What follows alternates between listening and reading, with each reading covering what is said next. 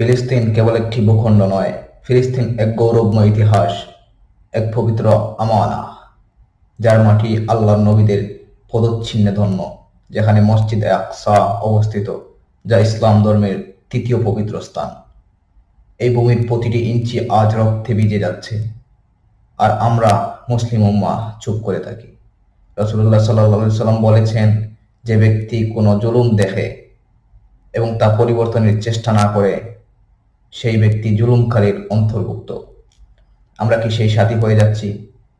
যখন ফিলিস্তিনের শিশুদের চোখে মৃত্যুর ছায়া, যখন মা সন্তান হারিয়ে দুঃখে স্তব্ধ, যখন মসজিদে আকসা ঘিরে সেনাদের জুতা পরা পা ঘুরে, তখনও কি আমাদের হৃদয় কাঁদে না?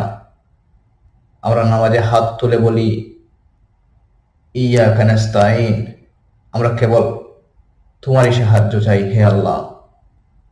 কিন্তু সেই দোয়া যদি বাস্তব জীবনে প্রতিবাদের রূপ না নেয়, তাহলে সেই দোয়ার মর্যাদা কোথায়?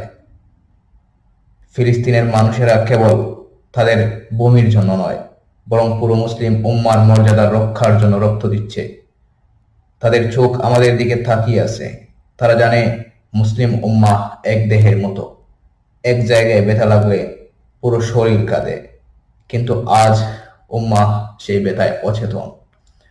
আজ আমাদের জাগতে হবে, কণ্ঠ তুলতে হবে, যার যার সামর্থ্য, দোয়া, বক্তব্য, কলম, প্রতিবাদ, সহানুভূতি সব ব্যবহার করতে হবে।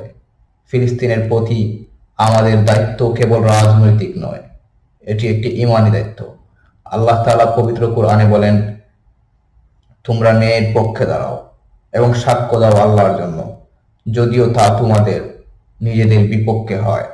সুতরাং এই লড়াই কেবল ফিলিস্তিনের নয়, এটি সবার লড়াই, সত্যের পক্ষে, ইনসাফের পক্ষে, উম্মার মর্যাদার পক্ষে। আসুন আমরা আর চুপ না থেকে গর্জে উঠি। আমরা বলি, লাব্বাইক ইয়া আকসা। আমরা বলি, ফিলিস্তিন মুক্ত হোক ইনশাআল্লাহ।